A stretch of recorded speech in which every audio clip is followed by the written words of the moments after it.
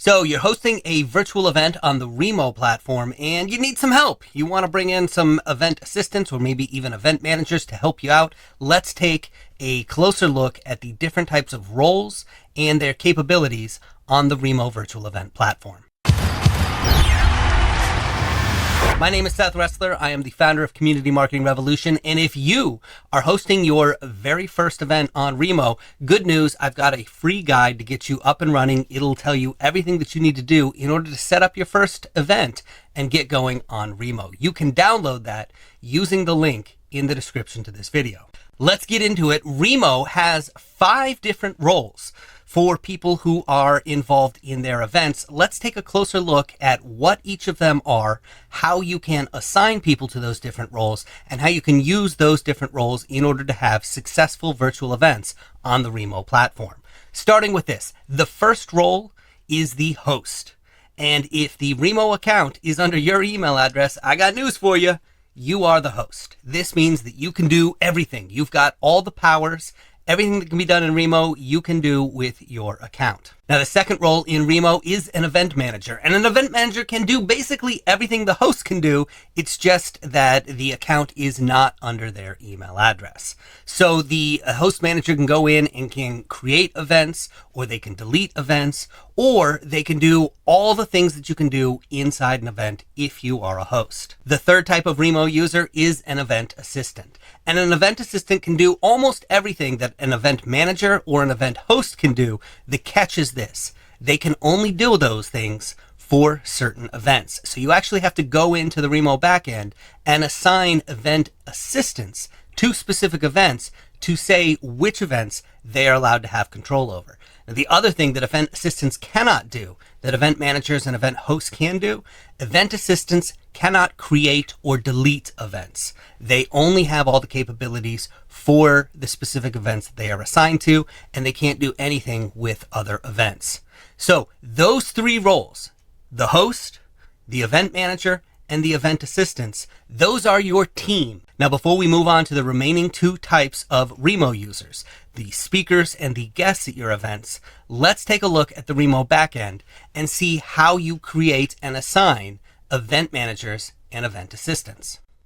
Here I am in the Remo backend, and your team, meaning the event managers, the event assistants, and you as the event host, those are all assigned at the organization level. And to get to the organization level, you need to click up here on your icon in the top right corner and then click on Organization Settings. You can see this menu over here on the left, and we are in the Company Profile section of this menu. And here, I can assign all of my team members. The number of team members that you can have will depend on the particular plan that you are on in Remo. And you can see I can add a team member here just by clicking this Add Team Member button. All I have to do is put in their email address and then select the role that I'm going to give them. Are they going to be an event manager who can oversee all of the events? Or are they going to be an event assistant who only manages specific events that I assign them to, not all of the events?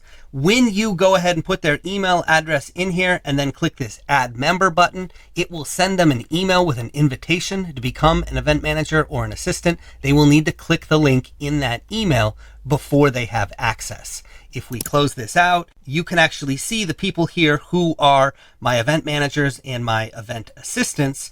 If they had not yet accepted the invitation, you would see in parentheses pending after their email address. And that would tell you that they need to go in, find that email, and go ahead and click the link before they can become an event manager or an event assistant. Now, these emails I have blurred out so that you can't see them, but this second one here, for example, is Jared Goldsmith of ESAX Virtual Events. He's also a member of the Remo community, and I have him come in and help me with specific events, and I assign him to the events here. So I open up this menu under Event Permissions, and because he's an event assistant, I go in and select, just by clicking on the buttons, the different events that I want him to help me out with. I could change him to an event manager if I wanted to give him access to all of the events, or I could go in and remove his account entirely. So that's how you set up your team members in the back end of the organization settings in Remo. Now, let's talk a little bit about the other 2 types of Remo users.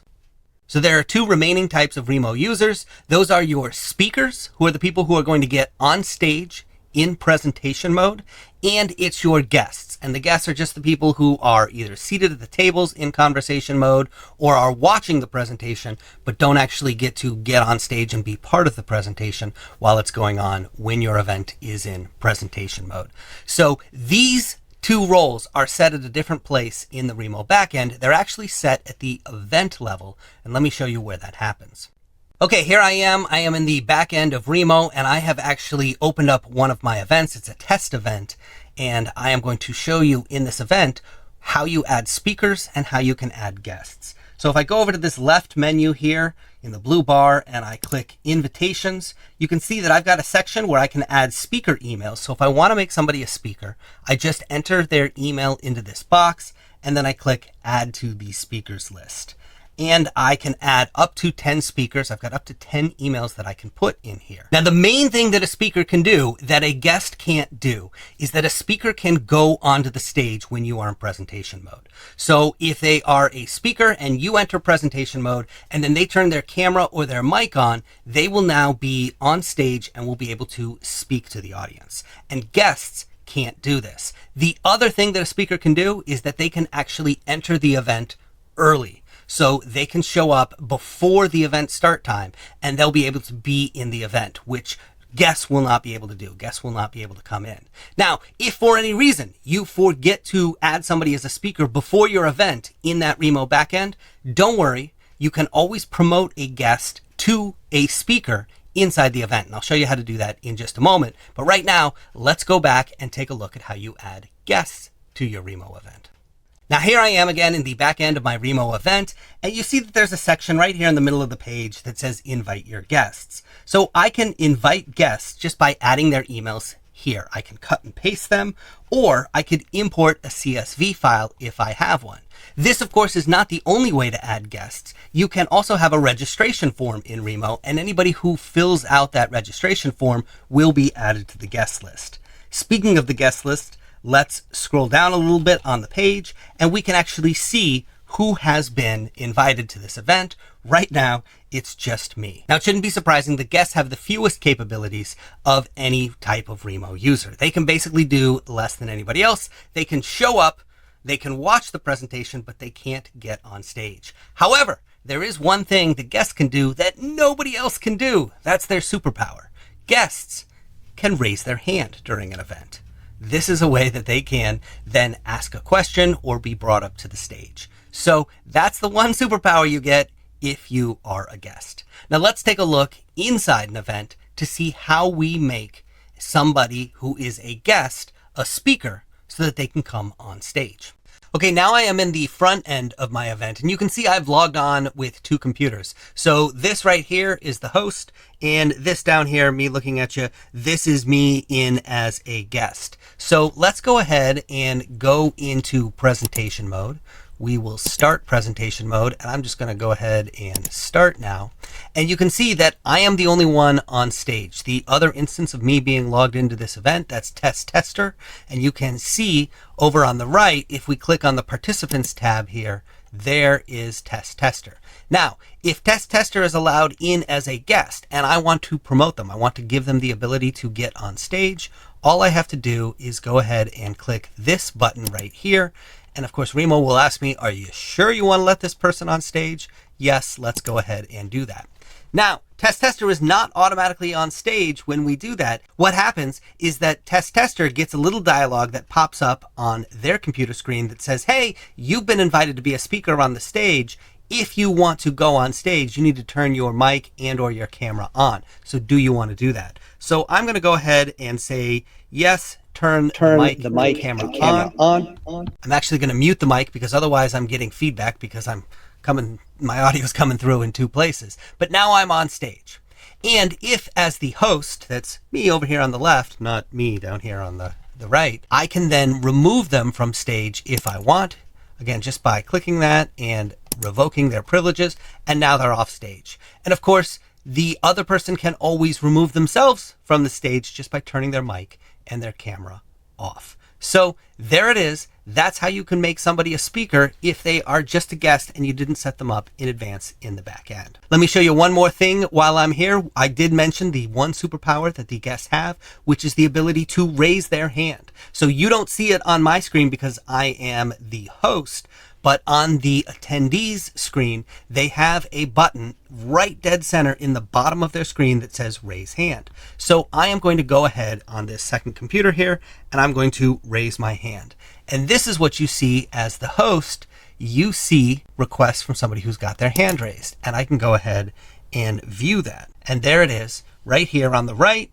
We can see that tester has raised their hand.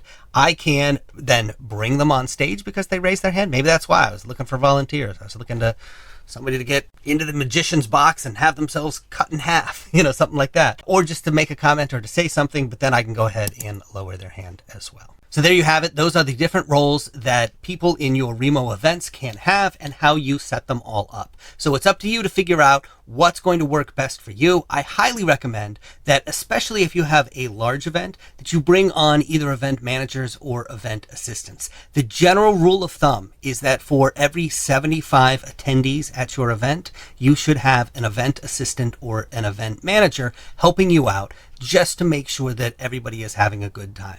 It's always good to have somebody else who can go work the room, look for anybody who is having any difficulties with their mic or their camera or other technical issues, and help them out.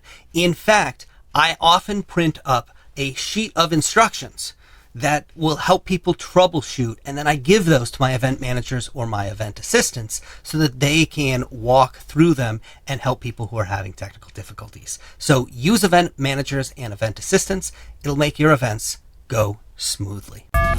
I'm Seth Resler from Community Marketing Revolution. Thanks so much for watching. Again, I've got that free quick start guide. If you want to get your first Remo event up and off the ground, make sure you download that. The link is in the description of this video. You can also find more tutorials over here.